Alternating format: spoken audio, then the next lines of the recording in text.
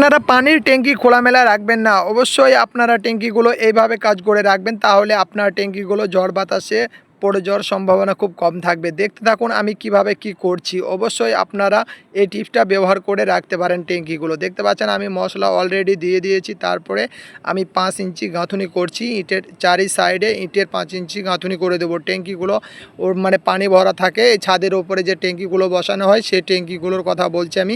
অবশ্যই আপনারা ধৈর্য সহকারে ভিডিওটা কন্টিনিউ করুন। অবশ্যই দেখে শুনে ভিডিও অনুযায়ী একটা কমেন্ট করে যাবেন এবং আপনাদের মতামত জানিয়ে যাবেন। তাই ধৈর্য সহকারে ভিডিওটা দেখতে থাকুন। দেখতে পাচ্ছেন আমি অলরেডি এক তলায় 5 ইঞ্চি গাঁথুনি করার পর দ্বিতীয় রদা বসাতে লেগেছি।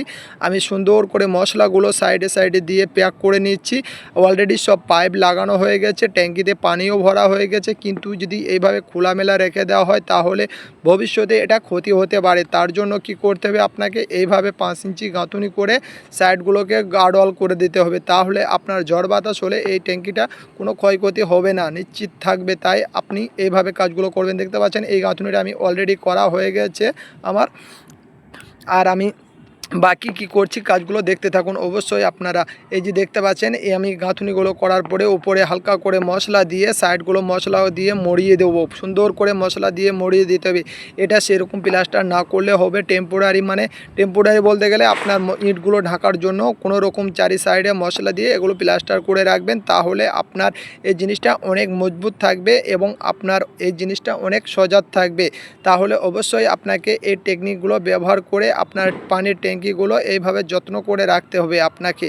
অবশ্যই আপনার ট্যাঙ্কিটা অনেক দিন লাস্টিং করবে। তাই দেখতে পাচ্ছেন আমি কিভাবে মশলাগুলো ওপরে দিয়ে কত সুন্দর করে মরিয়ে দিচ্ছি এগুলোকে।